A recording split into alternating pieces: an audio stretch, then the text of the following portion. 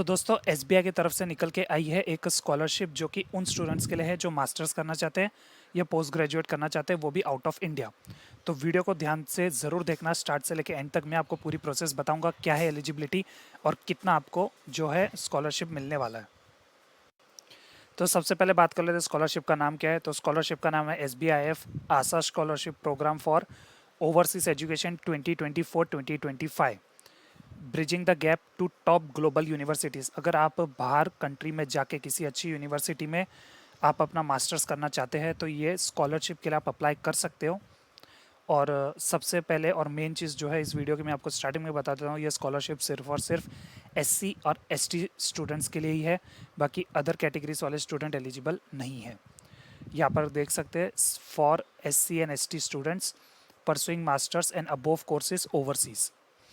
Programme के बारे में बात कर लेते हैं। About the programme, the SBIF Asha scholarship programme for overseas education, one of the India's largest scholarship program, is an initiative of SBI Foundation under its Education Vertical Integrated Learning Mission ILM के अंदर जो है SBI के तरफ से ये निकल कर आती है scholarship. This program aim to provide financial assistance to meritorious student from low income family meritorious student from low income families across India, ensuring the continuity of their education। तो जो स्टूडेंट्स के जो है अच्छे स्कोर आ चुके हैं वो ही इसमें अप्लाई कर सकते हैं, मतलब अप्लाई तो सभी कर सकते हो लेकिन on the basis of merit आपको ये मिलेगी।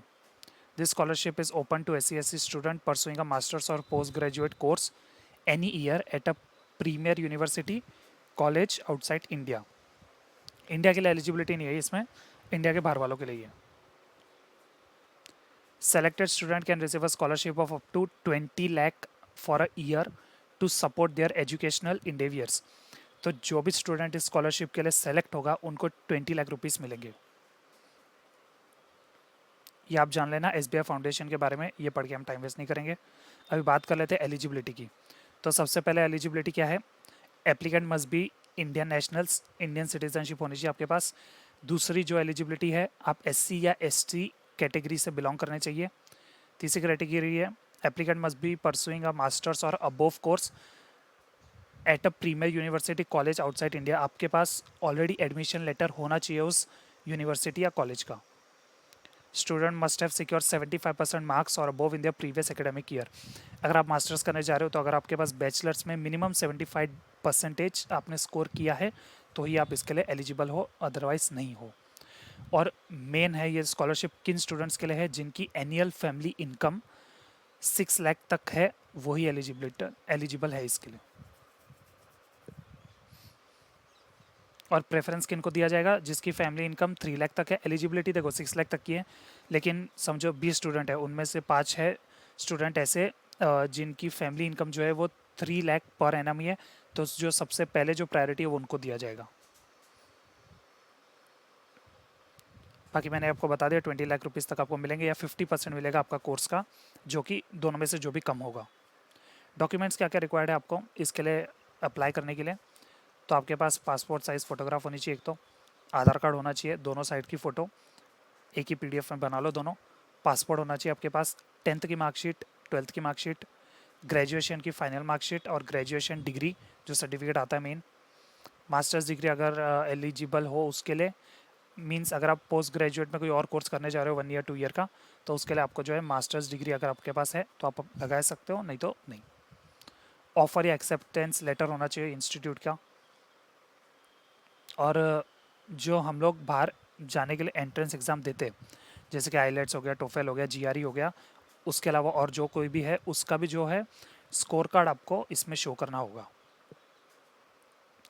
Fees structure, family income proof, bank passport, country visa, caste certificate, disable अगर आप हो तो disability certificate, SOP, GRE GMAT certificate जैसे आपको मैंने ऊपर बताया था।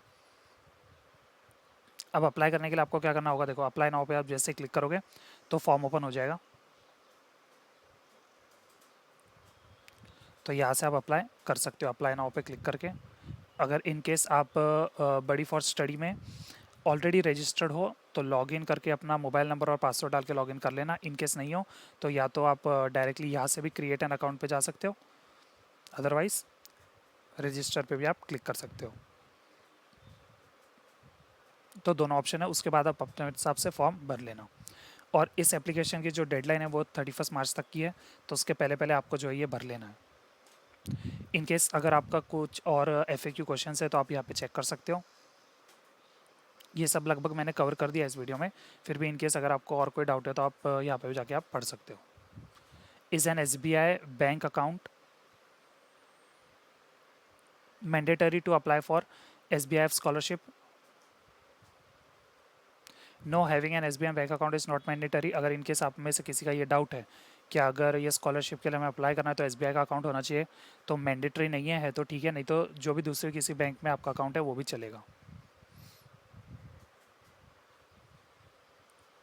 और अगर आप देख सकते हो टोटल 3073 स्टूडेंट्स जो है वो ऑलरेडी ये स्कॉलरशिप का फ़ायदा उठा सके, तो आप भी उठा लेना फ़ायदा और फॉर्म जल्द से जल्द भर देना 31 मार्च के पहले पहले।